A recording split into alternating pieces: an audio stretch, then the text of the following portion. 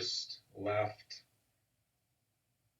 the opera career into the ministry career, the overlap was that I was teaching voice as a day job, as a bivocational church planter, which I am one again, but not a voice teacher, but a bivocational church planter.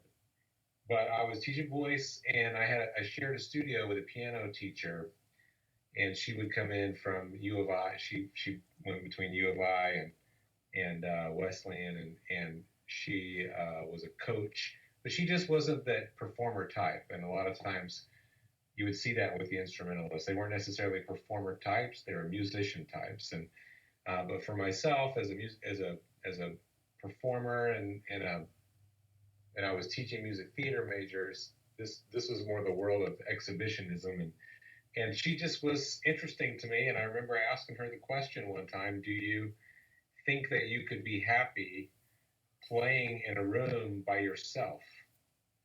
And if you could get paid to play in a room by yourself forever and no one ever heard it, would you be happy?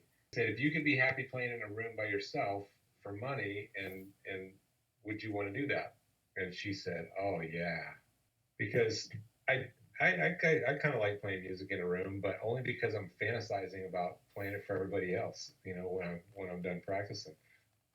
But I did admire that because I thought, okay, well, for her, it's about the music.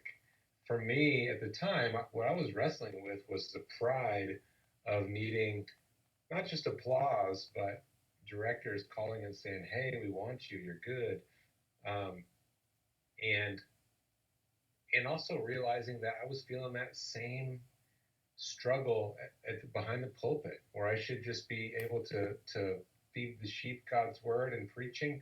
I would feel some of the same challenges to the idol and the pride of performance.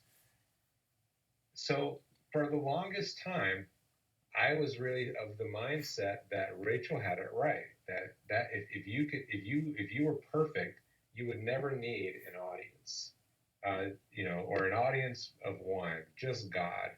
I would read and admire the artists in history who, carving pieces of a cathedral, would carve the backside that nobody would ever see but God, and I would think, yeah, that's the way to do it. And know that it would be very, very hard for me to do something like that and not at least show somebody.